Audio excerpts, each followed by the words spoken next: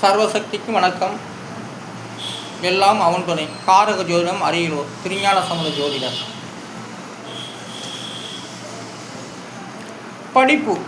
படிப்புக்கு 4 எழுத்து.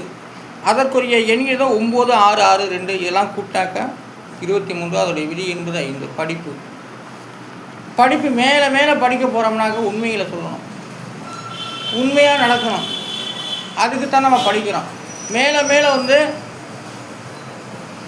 பொய் சொல்கிறதுக்கோ ஊழல் பண்ணுறதுலாம் இல்லை. படிப்புங்கிறது மேலே மேலே எதுக்கு படிக்கிறோம், மேலே மேலே விஞ்ஞானம் எதுக்காக பண்ணுறோம், உண்மையில் தெரிஞ்சுக்கிறது தான்.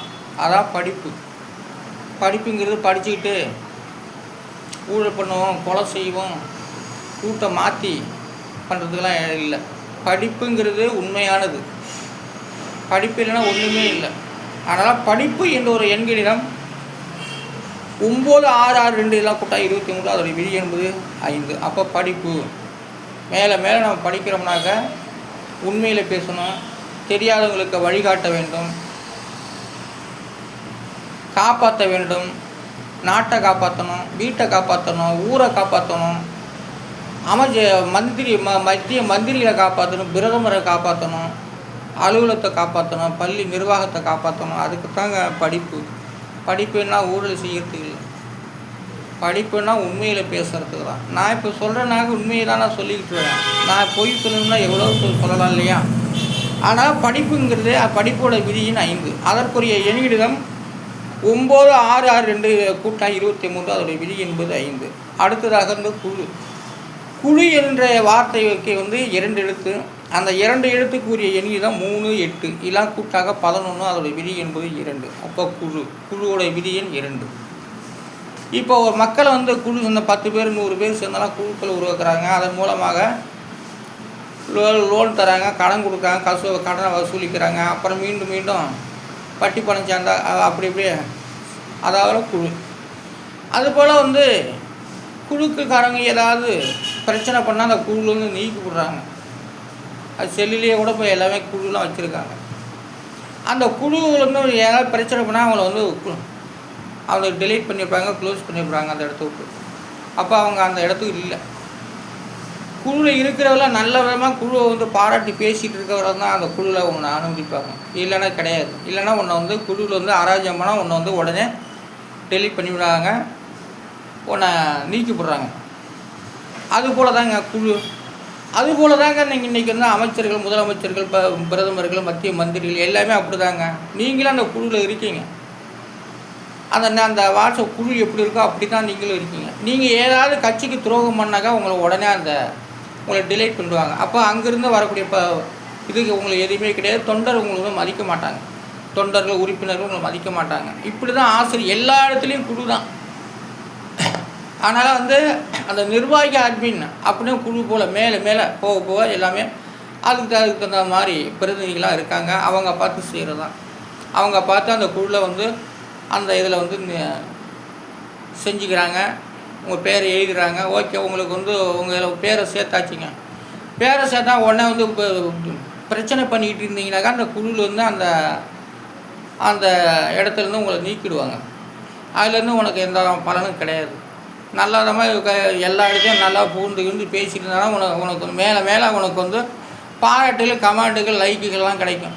அதுபோல் தான் வருவாய். அதனால் குழு என்பது சாதாரண விஷயம் இல்லை.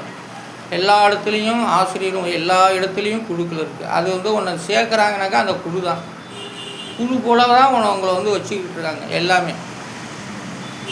அந்த குழுவில் ஒன்று வச்சுட்டு இருக்காங்க. நீ பூந்து பேசுறதெல்லாம் அது ஏதாவது நீ கோளாறு பண்ணால் உன்னை அதை நீக்கி விடுவாங்க. எப்படி குழுவில் நீக்கிறாங்க அப்படி தாங்க எல்லாமே. ஆதியார் தொழிலிருந்து, அமைச்சர் தொழிலிருந்து, மத்திய மந்திரி தொழிலிருந்து, உலக பிரதிநிதிகள் எல்லாமே அப்படி தாங்க குழுவிலேருந்து நீக்கிவிடுவாங்க.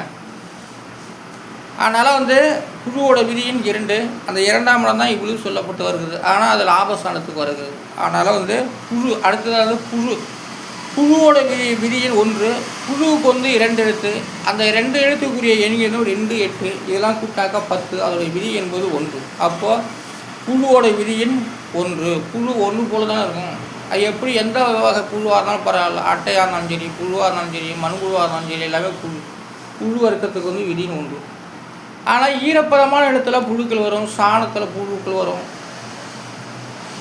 ஆனாலும் வந்து ஊட்டாத இடத்துல புழுக்கள் வரும், குப்பை மேட்டில் குப்பையில் புழு வரும். இப்போலாம் புழுவோட விதின்னு ஒன்று. அப்போ 1ஆம் இடத்துல லக்னத்தில் வந்து பாவக்கிரகம் இருந்தால் புழு தான். அப்போ புழுக்காண்டி இருக்கிறதுல யோகம் தராது, சுபக்கிரகங்கள் இருந்தாலும் யோகம் தரும் லக்னத்தில். அதுதான் புழுவோட விதியின் ஒன்று. அப்போ புழு யோகம்னு சொல்லலாம். லக்னத்தில் பாவக்கிரகம் இருந்தால் புழு யோகம்னு சொல்லலாம்.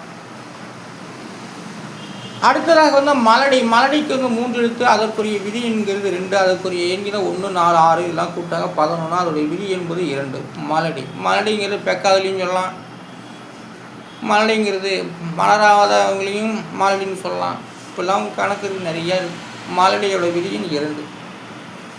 அடுத்ததாக வந்து கிரகத்துக்கு 4 எழுத்து, அதற்குரிய விதி என்பது 4. கிரகத்துக்குரிய எண்கிறது 1, 2, 3, 1, 7 இதெல்லாம் கூட்டாக 13. அதோடைய விதி என்பது 4. கிரகம் வந்து 13 கிரகங்கள் ஜாதகத்தில் எழுதப்பட்டு வருகிறது. லக்கணத்தையும் சேர்த்து தான் நான் சொல்கிறேன். ஆனால் வந்து கிரகம் 13 கிரகங்கள். கிரகம்னு 4 எழுத்துக்கு, கிரகங்கிற வார்த்தைக்கு 4 எழுத்துங்க. அந்த 4 எழுத்துக்குமே 2, 3, 1, 7ங்க. இதெல்லாம் கூட்டாக 13. அதோடைய விதி என்பது 4. 13 கிரகம் கரெக்டாகவே வருது பாருங்கள். தமிழ் வார்த்தையில் கிரகம்னு எழுதுனா 13 கிரகம் வருது. அதோடைய விதி என்பது 4ஆம் இடத்த பொண்ணாக இந்த 4 எழுத்துமே பலன் கொடுக்கப்பட்டு வருகிறது. அதாவது கிரகம். அடுத்ததாக நட்சத்திரத்துக்கு வந்து நட்சத்திரம் 27. நட்சத்திரம் என்ற வார்த்தைக்கு வந்து எண்கிணம் 8, 2, 3, 4, 3, 7 இதெல்லாம் கூட்ட 27. அதோடைய விதி என்பது 1. அப்போ நட்சத்திரத்துடைய விதியின் 9. 27 நட்சத்திரம். ஒவ்வொரு நட்சத்திரத்துக்கும் ஒரு கிரகங்கள். ஒரு நட்சத்திரத்துக்கும் ஒரு 3 நட்சத்திரத்துக்கு ஒரு கிரகம். 3 நட்சத்திரத்துக்கு ஒரு கிரகம். அதான் 27 நட்சத்திரம், 9 கிரகம். ஆனாலும் ஒவ்வொரு நட்சத்திரமும் எல்லாமே ஒரு கிரகங்கள். ஒவ்வொரு கிரகத்தோடு சேர்ந்து விட்டால் அதுக்கும் பலன் உண்டு. ஆனாலும் 20 நட்சத்திரம், அது 20 நட்சத்திரமும் 9 கிரகத்தோடு கூடியிருக்கு. 3 நட்சத்திரமாக ஒரு கிரகம் வழிகாட்டப்பட்டு வருகிறது.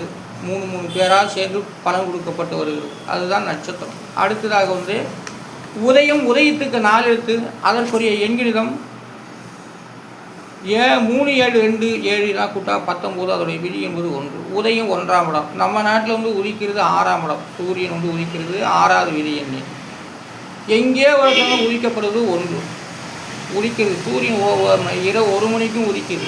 நம்ம நாட்டில் வந்து இந்தியாவுக்கு வந்து 6 மணிக்கு உதிக்குது. ஆக மொத்தம் உதயத்தோட விதிங்கிறது 1. அது லக்கணம் தான். தாய்க்கு தலைப்புல அவனும் ஒரு லக்கணம் தான். முதலிடமாக வருவது அது ஒரு 1ஆம் இடம் தான். ஆனாலும் வந்து உதயத்தோட விதியின் 1. நட்சத்திரம் 20 நட்சத்திரமும் ஒவ்வொரு கிரகமும் நட்சத்திரங்களை பங்கிட்டு பலன் கொடுக்கப்பட்டு யோகம் தருகிறது. அதைத்தான் இந்த தமிழ் ஜோதிடம் ஆராய்ச்சி செய்து சொல்லப்பட்டு வருகிறது. ஜாதக பலன் வார்த்தை அடிப்படையில் சொல்லப்பட்டுள்ளது. அதைத்தான் இதன் மூலமாக சொல்லிக் கொண்டு வருகிறேன். அனைவரும் பார்த்து லைக் கொடுங்க, சப்போர்ட் பண்ண ஆதரவு கொடுங்க, சப்ஸ்கிரைப் பண்ணுங்கள். நன்றி, வணக்கம்.